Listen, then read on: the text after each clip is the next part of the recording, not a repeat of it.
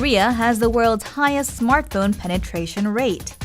How much does a Korean household spend in telecom services per month? The situation in Ukraine not only threatens the Russian economy but also the global economy. Is Korea's economy safe from this? Research on wearable robot technology are actively underway globally. What is the key to this technology, and when will the Iron Man suit become a reality? The emergence of smart CCTVs that also detect screams as well as movements. Let's meet the intelligent CCTVs, the security keeper of the nations. Realities of human rights in North Korea raised by the announcement of the UN's Human Rights Report. And what is the significance of this Human Rights Report? Hello, I'm Andrew Salmon and welcome to Bizline. Now, as you can see, spring has just about sprung in Korea, but the global economic situation remains cold, chilled by emerging market shock and the ongoing crisis in Ukraine. We'll be discussing the Ukrainian situation. We'll also be looking at Tony Stark-style smart suits and the latest in CCTV technologies. But for our first story, let me ask you this. Which country in the world has the world's highest smartphone penetration rate and the world's fastest internet access speeds? If your answer is Korea, you guessed right. But with all these high-speed data services on offer, how much money does the average Kim, Park or Lee spend on his mobile telecoms bill every month? Let's take a look.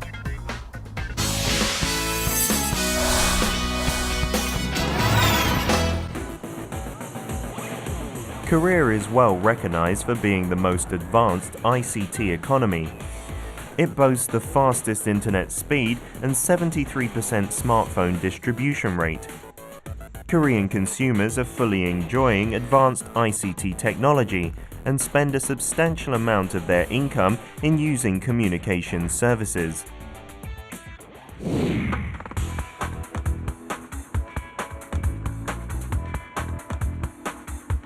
Mrs. Lee Kyung-ja is from a household of 5, consisting of 3 children. They use mobile and fixed phone services as well as the internet. 지금 4대 쓰고 있어요. 저희 신랑하고 저하고 14살짜리 하고 11살짜리 딸하고 4대 쓰고 있어요.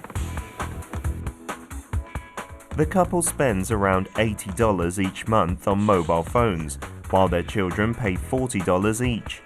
But simply using the service isn't everything in communications expenditures. 한 달 전쯤에 저랑 또 저희 아이가 바꿨거든요. 그래서 지금 최신폰으로 쓰고 있어요. 원래는 한 2만 원 뭐 정도 나오는데 또 할인 받고 뭐 하고 그러면 실질적으로 한 7, 8천 원 정도 지금 나가고 있어요. Other than their mobile phone service payments, they don't have any other communication expenditures. They get discounts for fixed line and the internet for using the same mobile service. They spend a total of around $250 a month in communications expenditure in total, which is substantial. However, they have no plan to reduce the cost because of the convenience the service offers. 줄이고 싶은데 줄지는 않고 또 막내가 한 명이 더 있거든요. 그러면 늘어나면 늘어났지 줄지는 않을 것 같아요. 일단 스마트폰을 쓰니까요. 바른 뭐 정보 같은 것도 바로바로 알 수 있고 학교에는 요즘에 다 홈피로 이제 뭐 숙제나 이런 게 나오거든요. 그럼 아이들도 바로바로 확인할 수 있고 그런 것도 있고 또 전화 연락이 바로바로 되니까 학원 많이 갈 때 그런 것도 좋고 또 등하교 때 또 이렇게 뜨잖아요. 알림 서비스가 뜨니까 물론 가격은 많이 나가지만은 편의성은 최고인 것 같아요. 지금은 정보와 수단의 아주 핵심이 되어 있는 거죠. 온라인 결제를 한다든지 또는 지식을 습득하기 위해서 검색을 하는 수단을 활용을 한다든지 또는 엔터테인먼트의 그런 활용 용도도 있고요. 따라서 굉장히 이 종합적이고 복합적인 그런 문화 기능이라고 하는 측면으로 광의로 사실은 조금 포괄적으로 바라보는 그런 시각이 중요하지 않나 이렇게 생각을 합니다. Communications expenditures consist of related service charges and device purchases. The OECD publishes a communications outlook report biennially, and according to its latest report, Korean households' communications expenditure per month averaged $148.39, which was the third highest among its member nations. Japan was the highest with $160.52, while the US recorded second at $153.13. Communications expenditures in Korea are higher than many other nations because of high mobile service charges. A breakdown of households' expenditure on communications shows that Korea spends $115.50 on mobile services, which is the highest among OECD member countries. Does this mean that mobile communications service charge is expensive? It isn't easy to give a single answer. Network equipment manufacturer Cisco has recently compared mobile data use in many countries and found Korea averaged 922 megabytes a month per person. That is 4.6 times higher than the world average, which was 201 megabytes. 이 정액제 요금은 잘 보시면은 음성 같은 경우에는 초를 한꺼번에 묶어서, 그다음에 데이터 같은 경우에는 패킷을 묶어서 다량 할인의 형태로 미리 파는, 이것이 이제 본질이다라고 말씀드릴 수가 있겠는데요.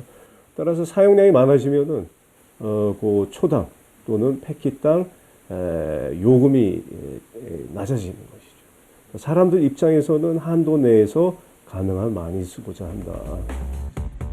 Changing mobile devices frequently also pushes up communications expenditures. People change mobile devices every 16 months on average in Korea, which is the shortest in the world. 3 major mobile companies' billing statements in Korea showed that 27% of the charge was for the device purchase. It is due to contract services, which allow clients to change expensive smartphones after fulfilling 1 to 2 years of the signed term. 6개월에서 18개월 정도에 한 번씩 바꾸고요. 그리고 통신비는 한 7, 8만 원대 정도. 그 정도 많이 나와요. 요즘에는 이게 핸드폰이 전자제품이지만 유행을 많이 타는 제품이기 때문에 거의 1년에 한 번씩, 한 1년 6개월에 한 번씩 바꾸는 추세입니다. Modern-day communications expenditures are no longer limited to paying for voice communications, but also cover other services. As the cost is rising, the Korean government is taking measures to reduce the burden on the consumers.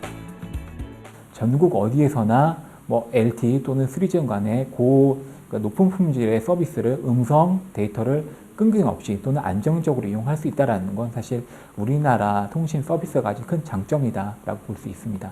그러니까 스마트폰 사용이란 측면에서 사실 어느 정도 통신비가 예전보다 올라간다는 건 부정할 수가 없을 것 같고요. 근데 하지만 또 정책 당국 입장에서는 그런 통신비가 오히려 특히 가계 측면에서 과도한 비용 부담되는 건 좀 지양하는 측면이 있기 때문에 그런 이동 통신 자체가 또 이용을 하면서도 또 서민에게 부담이 되지 않도록 하는 방향으로 접점을 찾아가려고 그렇게 계속 노력할 겁니다. As communications services are expanding and taking a greater role in our daily activities, finding ways to lower its expenditure will be a big task ahead.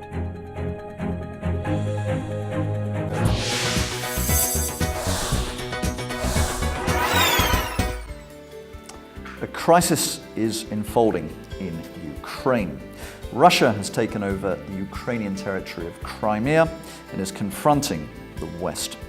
This situation is generating massive tensions and could impact the global economy, which was poised for recovery this year. So, what happens next and what will the impact be? These are some of the questions we have for our guest this week. He's a Russia expert at Kookmin University in Seoul. Dr. Lee Sang-joon, welcome to Bizline. Hello. Okay, thanks for joining us.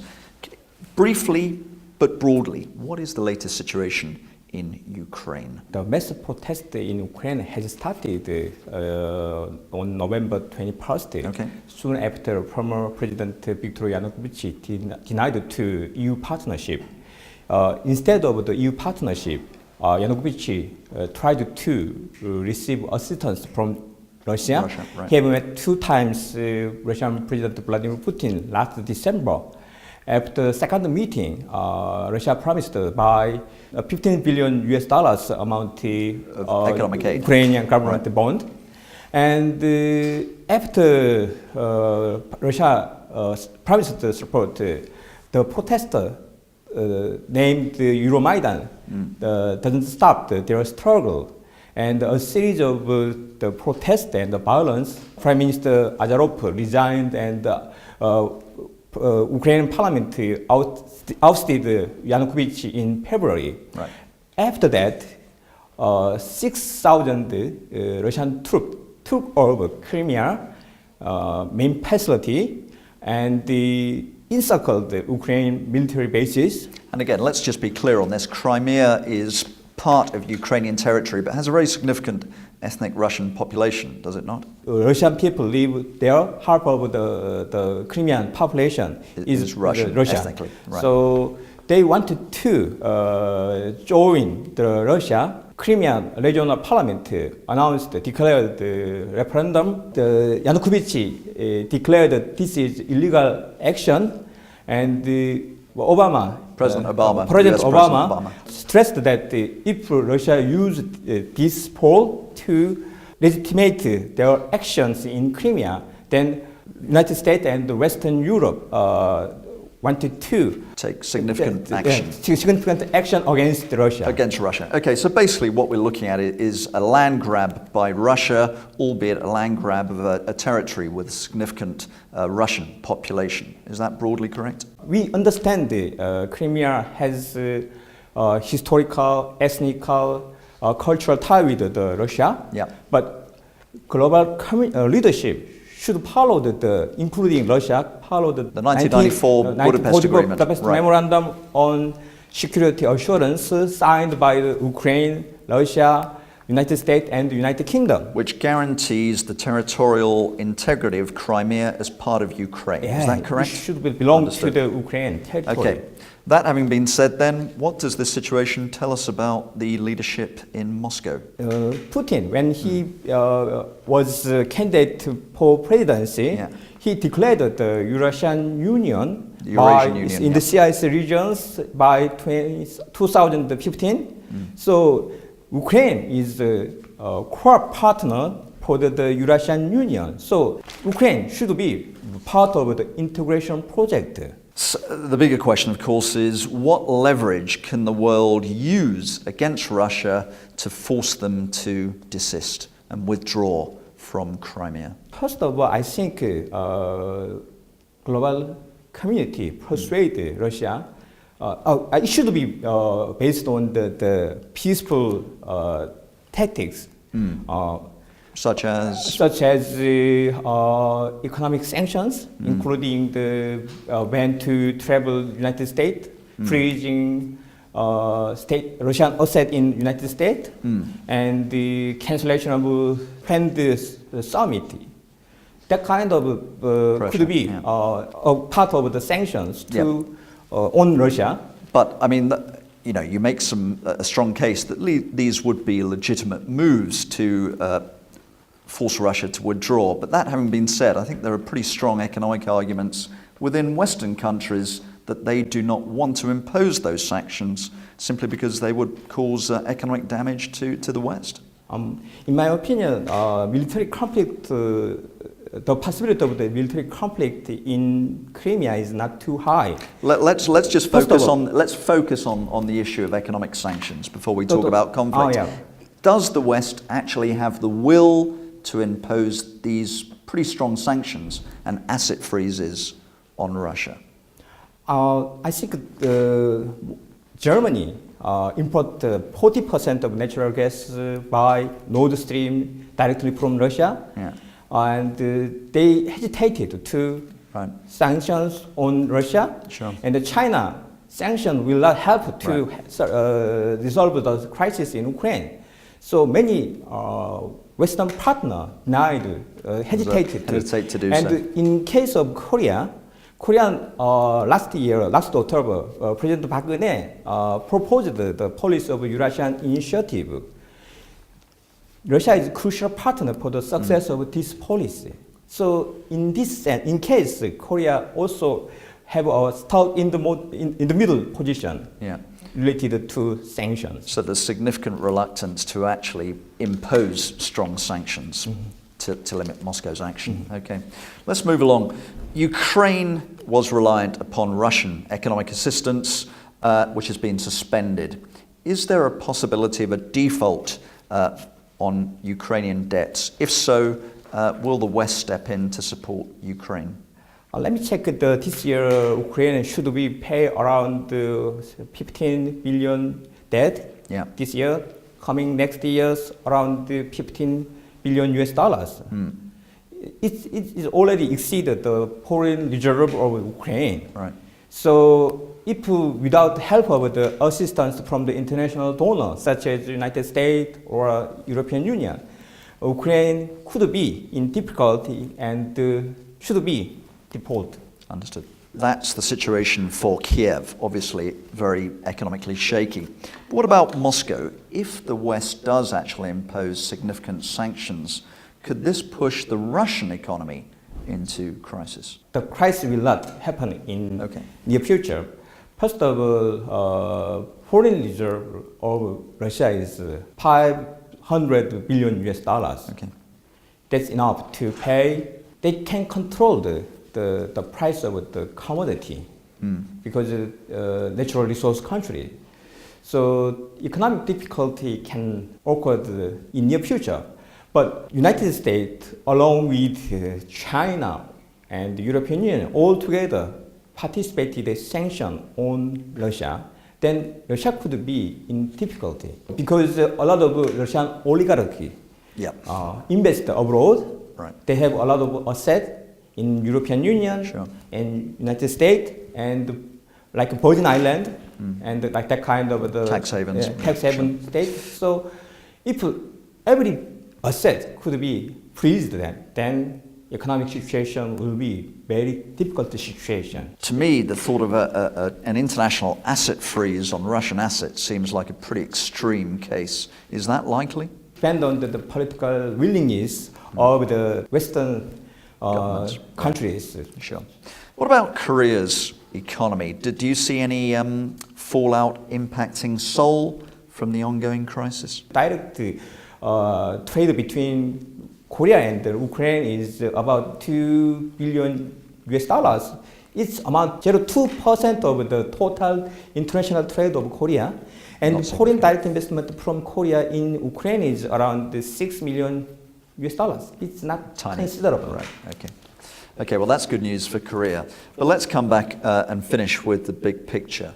What do you think is the biggest ramification for this crisis if we're looking at this from the perspective of the international community, and particularly from the perspective of those countries which, like Ukraine, may be thinking of giving up their nuclear weapons? This is a very serious issue for Korean Peninsula and Iran, because if global community do not guarantee the territorial integrity or sovereignty over the countries who follow the international rule, that if they give up the nuclear weapon, they will be secured.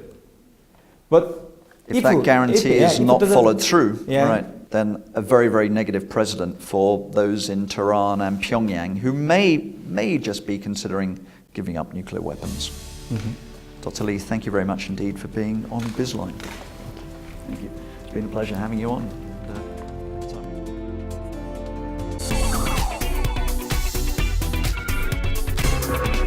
We must have identification pictures to issue various ID cards. Do you feel it's a hassle to visit a photo studio?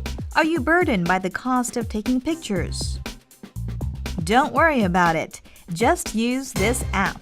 This week's app of the week is Pocket Studio. an app which enables users to take ID photos with their smartphones at home and get the photos delivered to their home. First, you switch on the camera and take pictures according to the guideline. You choose the picture you like and pick the type and size of the ID picture. Choose the background you like and click on Payment. Then, at a low price, the procedure is easily completed. The pictures will be delivered to your home in a couple of days. You can get the ID pictures as if they were taken at a photo studio and corrected by a designer. In an inexpensive and easy way, Pocket Studio app enables you to take ID pictures by yourself and have the photos in your hands. Let's take ID photos easily anytime and anywhere.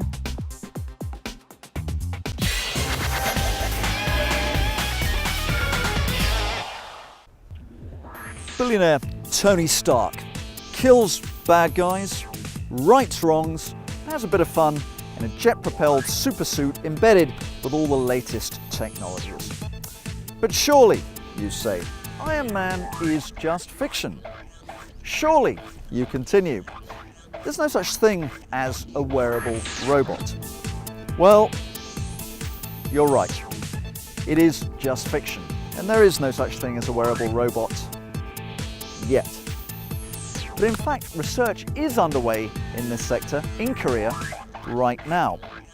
How far has this research progressed, and what lies ahead for the future? Let's walk into the lab and take a look.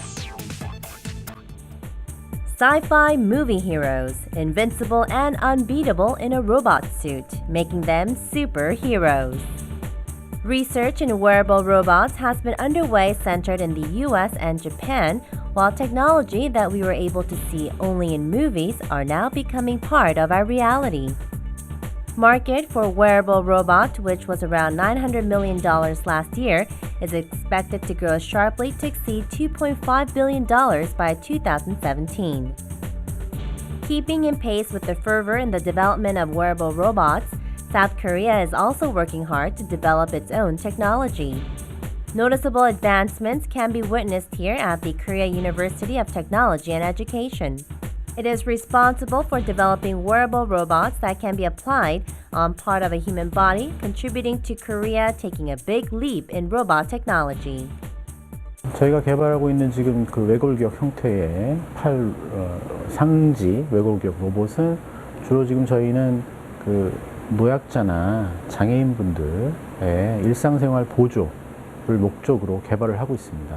즉 재활도 물론 그 응용 분야 중에 하나지만 저희가 이제 목표로 하는 것은 가볍고 그리고 착용이 간편하고 이 때문에 일상생활 착용하고 일상생활을 보조하는 그런 용도, 또 더 나아가서는 그와 더불어서 재활 훈련까지 보조할 수 있는 그런 형태로 지금 개발을 하고 있고요. The robotic exoskeleton developed at the Korea University of Technology and Education helps its wearer to lift heavy objects by adding power to the elbow. The machine enables lifting of weight 3 times heavier. Wearable robots can exercise amplified power through an actuator that moves the robot's limbs. So the essence of the technology is producing greater power with a light and small actuator. 기존에는 유압이나 공압같이 작은 볼륨을 가지고 큰 힘을 낼 수 있는 구동기들을 많이 사용을 했어요. 근데 거기에는 사실은 뒤에 그 더 큰 볼륨이 필요했죠. 그 실의 다발을 돌려서 꼬게 되면은 길이가 줄어들게 되는데, 이런 메커니즘은 사실 작은 그 모터의 토크를 사용해서 큰 힘을 생성할 수 있다는 장점이 있어요. 그래서 그 아이디어에 기반을 해서 저희가 그 힘을 증폭할 수 있는 그런 메커니즘을 만들었고, 그걸 기반으로 웨어러블한 엑소스켈레톤 로봇을 만들었죠. There is even a wearable robot with cable and sensor-equipped gloves. Sensor installed on the glove detects an object and the powered hand picks it up. Such technology is expected to assist people with hand disabilities in everyday life.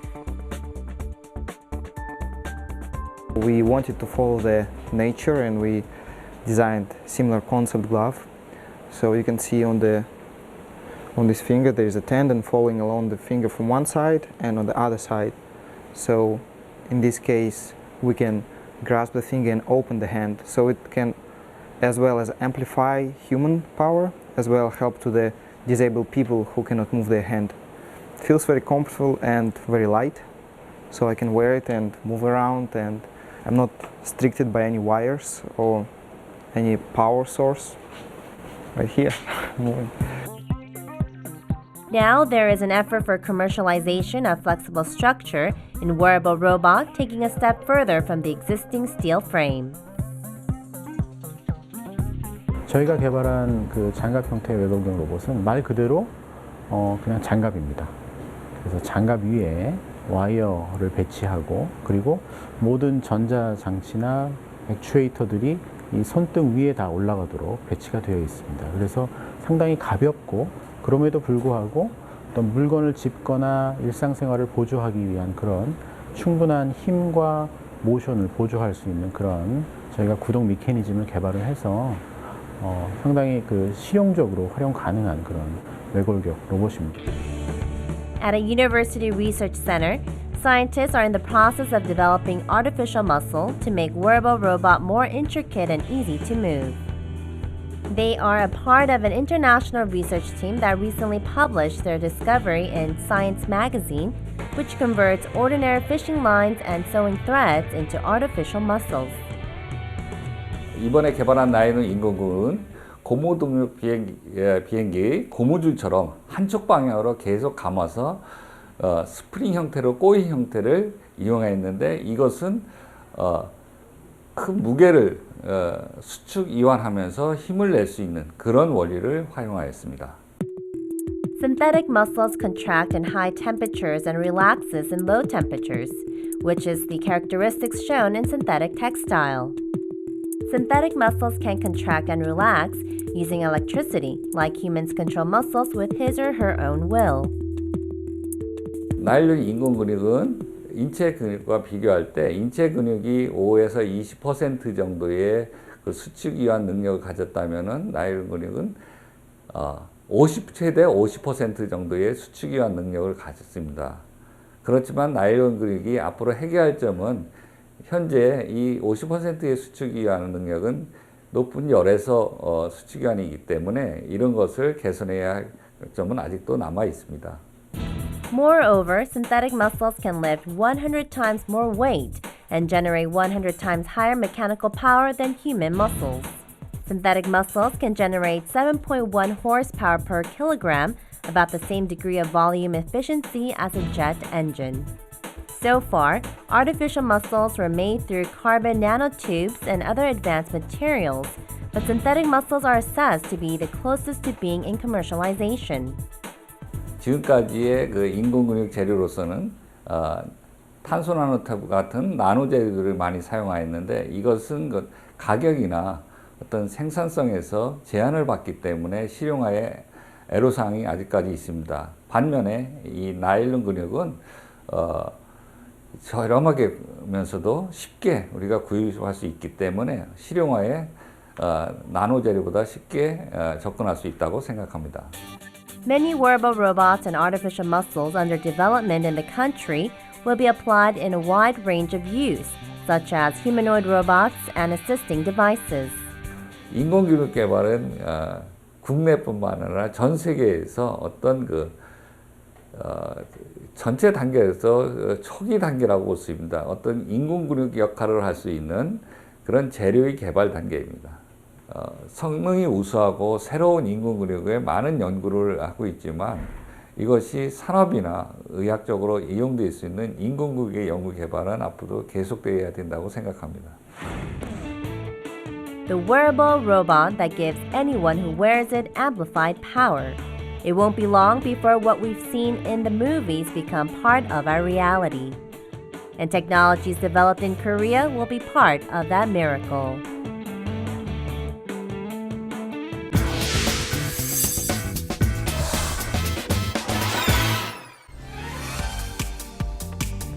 Now, some bad news for bad boys.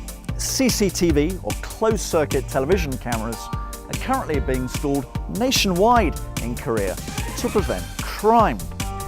And the latest generation of CCTVs is not simply about taking film, it's about detecting sound, detecting movement, and relaying that information in real time to a situation room. So what does this situation mean for the burglar or bank robber in your life? Keep watching.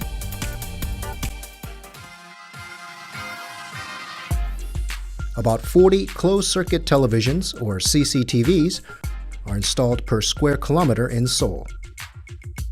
The number of CCTVs installed in Korea has been steadily rising.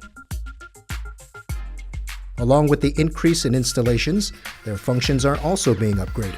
Let's meet the evolving intelligent CCTVs. It is essential to have security CCTVs to prevent crimes in crime-ridden districts. Surprisingly, the CCTV recognizes the person's voice and is activated. The situation on the ground is immediately sent to the CCTV control room, enabling prompt rescues.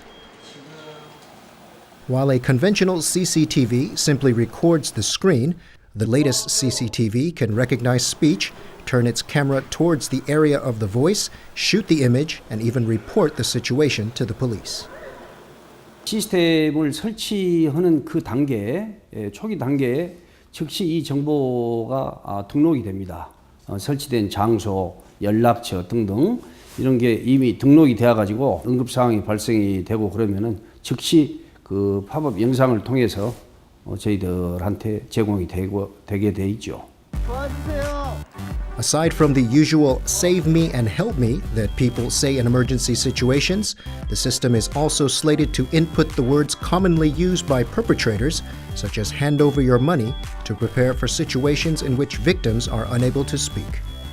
최대 30문장 단어 정도는 그렇게 입력해서 인식을 할 수 있게 돼 있는 것으로 알고 있습니다. 음성 인식이 가능한 거리는 저희들이 지금 현재 개발된 제품은 약 10m 정도 봅니다. 데시벨은 60부터 70 정도 데시벨을 커버할 수 있다고 저희들 테스트에 다 나와 있고 최소한 90% 이상 저 10번에 9번 정도 이상은 인식을 정확하게 하고 있습니다. This security system's advantage is that it can also apply to conventional CCTV that doesn't have a voice recognition feature. By installing a module with the size of an index finger, it enables the conventional CCTV to recognize voice as well. 기존의 CC 카메라가 설치가 돼 있는 걸 전부 다 교체하게 되면 비용이 많이 들지 않습니까? 그래서 그 비용을 최소화하기 위해서 저희들 모듈을 연동만 하게 돼도 같은 기능을 그대로 완제품의 기능을 나타낼 수 있다. One of the problems of conventional CCTV is that it is simply a tool to apprehend criminals rather than prevent crimes most of the time. Because a small number of monitoring operators have to check a large number of monitors, they have difficulties immediately handling a situation. 모니터링 요원이 한 대를 들여다보고 있으면은 인식하는 확률이 보통 이제 84% 이상 정도 된다고 하는 그 보고가 있었는데요. 그렇지만 2대, 넉 대, 9대 이렇게 되면 절반 이하로 그 인식률이 떨어진다고 합니다. 그렇기 때문에 CCTV에 나타나는 어떠한 범죄자의 그 행동 패턴 이런 것을 인지를 하기가 굉장히 어렵죠. 그래서 이 CCTV 상황에서 일어나는 것을 그 모니터링 요원이 제대로 인지를 하려면은 어떠한 상호작용이 있어야 된다. Unlike the conventional CCTV, this voice recognition CCTV is likely to be more effective in preventing crimes because as soon as it recognizes an emergency, it immediately sends the situation on the ground to the control room. 남편이 바쁘다 보면 늦을 때가 많은데 아이들과 함께 제가 집에 있는 시간도 많고 요즘 워낙 세상이 무섭다 보니 범죄도 많고 그런 게 남일 같지가 않더라고요. 현장의 그 상황을 즉시 전송을 하니까 어떤 식의 방법으로 어떤 수단으로 이런 것들이 지원이 되고 구조가 될 수 있겠다 하는 것은 출동을 하는 사람들이 전송을 받아본 사람들이 즉시 판단할 수 있죠. Meanwhile, there is also a CCTV that tracks perpetrators and shoots the images. This is a motion recognition home CCTV launched by a telecom company. It has built-in body detecting sensors, so once it detects any movement, its cameras immediately sends the emergency situation to the owner's smartphone. 외부에 침입자가 들어오거나 집안에 어떤 긴급한 상황이 발생했을 때 그 동영상을 클라우드 서비스인 유박스로 전송을 하고 고객에게는 푸시 메시지로 즉각 이 사실을 통보할 수 있는 장점이 있습니다. Through the smartphone's dedicated app, the house owner can see images inside the house as panned by the CCTV camera. By touching the screen with a fingertip, the owner can remotely control the camera and see the direction he or she wants to see. 좌우 345도, 상하 110도 회전이 가능한 카메라로 집 바깥에서 원격으로 휴대폰을 통해서 집안의 모습을 살필 수 있고 집안에 걱정되는 어린아이나 애완동물들을 그때그때 확인할 수 있는 그런 장점이 있습니다. If it determines it is an emergency situation, it can warn the intruder through the walkie-talkie function. 워키토키 기능을 통해서 음성을 전달하고 현장의 마이크를 통해서 현장의 소리를 들을 수 있는, 또 하나는 긴급한 상황이 발생했을 때 경보음을 울릴 수 있고 긴급 통화까지 가능합니다. As CCTVs have proven to be effective in helping to solve approximately 13,000 crimes and accidents in the past 4 years, the Ministry of Security and Public Administration plans to expand installation of the intelligent CCTVs. To prepare for possible disappearances of children or elderly people with dementia, users can input their shapes to the CCTV in advance, or they can analyze crime patterns revealed by the CCTV footage to predict crimes. Such functions are expected to be added. 폭력을 한다든지 이럴 때는 동작이 커지기 때문에 그러한 동작 인식을 통해서 지금 걷는 행인의 행동이 아니라는 것을 파악을 하는 그러한 인식 기술들은 어느 정도 가능할 거라고 생각이 들어서 그러한 기능들이 좀 들어가 있었으면 하고요. 그 다음에 그러한 인식에 대한 경고, 모니터링 요원한테 몇 번째 모니터에서 보여지는 CCTV 내용이 좀 다르다 하면은 사이렌을 올려준다든지 화면을 그냥 전체적으로 포커싱해서 보여준다든지 그런 걸 통해서 더 인식이 잘 되게 하는 그런 기능들이 이제 포함이 되어야 될 거라고 생각이 듭니다. The smart CCTV that sees, listens, and even reports to the police. As CCTVs have gotten smaller, crime rate is likely to drop in the future.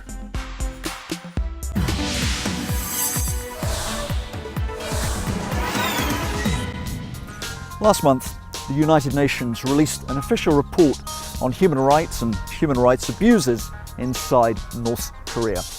That report made grim reading, made headlines globally, and shocked the world. So what are the realities surrounding human rights inside North Korea? Moreover, can the publication of this report in any way moderate this appalling situation? Prisoners spent days under pigeon torture, hung from their hands and beaten until they vomited blood. Starving prisoners were forced to eat snakes and rats to survive. North Korean defectors say such inhumane treatment is just the tip of the iceberg in North Korea, where about 80,000 to 120,000 inmates are estimated to be detained in political prison camps. In a 400-page report with supporting evidence that includes such gruesome torture in the prison camps, the UN Commission of Inquiry on Human Rights in North Korea concludes a wide range of human rights violations in the state are crimes against humanity that have been and are being systematically committed by officials of the North. These are very, very strong charges against this state, against this government. Now, what does that mean? Crimes against humanity, genocide, there's no deadline in terms of those who are responsible, those who are actually committing these crimes, there's no way out. After a year-long investigation, the Commission calls for urgent action by the international community to address the human rights situation in the North, including referral to the International Criminal Court. It is due to officially report its findings to the Human Rights Council on March 17th. In the report released last month, crimes against humanity in the North entail murder, enslavement, torture, rape, forced abortions, enforced disappearances, and persecution on political, racial, and religious grounds. We do believe that it is one of the world's most serious human rights situations, and that this COI was really helpful in putting it on the map, at least for people to become aware about it. The three-member commission, headed by Michael Kirby, held public hearings in Seoul, Tokyo, London, and Washington to hear testimonies from more than 80 North Korean defectors and experts. It also conducted confidential interviews with about 240 different witnesses and analyzed satellite images before it reached the conclusion. 사실 수용소에서는 이제 1년에 2번씩 꼭꼭 공개 채용이라는 것을 합니다. There have been a series of reports by international organizations addressing human rights issues in North Korea. The United Nations General Assembly has adopted a resolution condemning human rights abuses in the North every year since 2005. But the latest UN findings are considered a breakthrough. It's shown essentially that it is among the worst of human rights abuses in the world. And as a result, no one can say anymore that they don't know what the situation is there. So that's important because for too long, over the past decades, human rights has always been pushed off the table by some other issue connected with North Korea. It could be the nuclear issue, it could be security issues. It's always something that helps push human rights off the table. Kirby, the chair of the commission, emphasized the international community's responsibility to protect people in North Korea from further crimes against humanity. The COI report is calling upon the United Nations and the international community to act on behalf of the population of North Korea because their rights are being violated. And the state is not only not doing anything about it, in fact, it's the state that's responsible for these human rights violations. So certainly, I think it's perfectly legitimate for the R2P to kick in when it comes to North Korean case. The Commission also recommends the Security Council to impose targeted individual sanctions against those most responsible, including Kim Jong-un. Although it didn't list the names of those accountable for crimes against humanity in North Korea except Kim, this formal documentation is expected to lay the foundation for an eventual attempt at justice later. We need to start documenting these cases much more thoroughly now in a very chronological and systematic manner so that when the time is available, when the time comes for transitional justice, we are able to say we already have all of the documentation necessary to take action. Moreover, based on the findings, the Commission asks the North Korean regime to dismantle the political prison camps, the entire structure of surveillance and repression, and carry out profound institutional reforms, including the security and justice sectors. Right after the report was released, North Korea flatly rejected the latest accusations as lies and fabrications, just as it continues to deny the existence of its network of prison camps and systematic human rights violations. No one's expecting that something's going to change overnight because of this report. What it is, however, is a report that now galvanizes the international community to pressure North Korea and also to pressure North Korea's most important patron, which is China, to demand changes and demand accountability for rights abuses. The Commission reproaches the North's longtime ally China for repatriating North Korean citizens who cross the border illegally.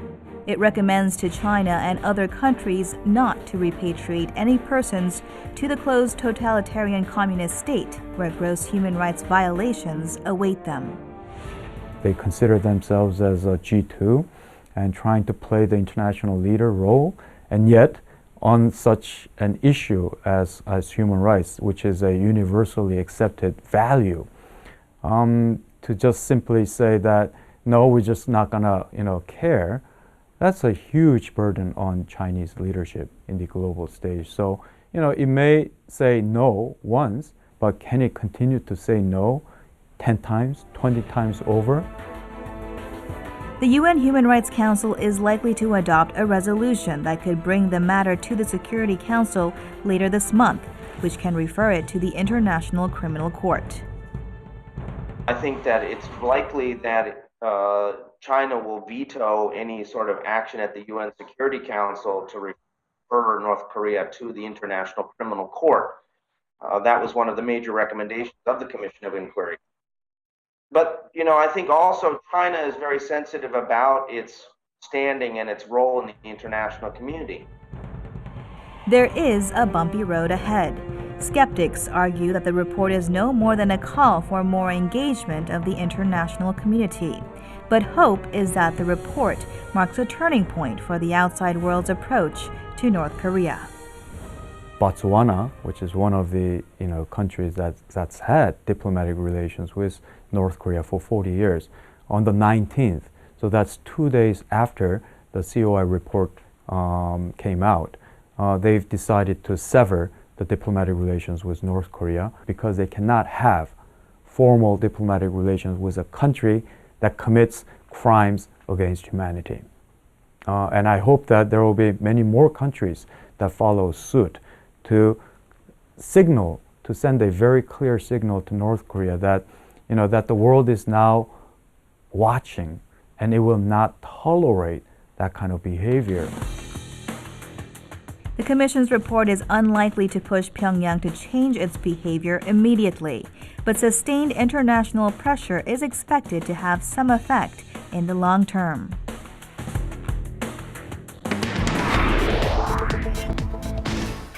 And that's all we have time for on Bizline this week. But do join us again next week. We'll be looking at Korea's automated tuning market.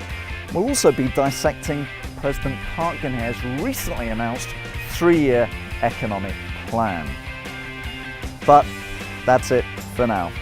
I'm Andrew Salmon. This was Bizline. Thank you for watching. Goodbye.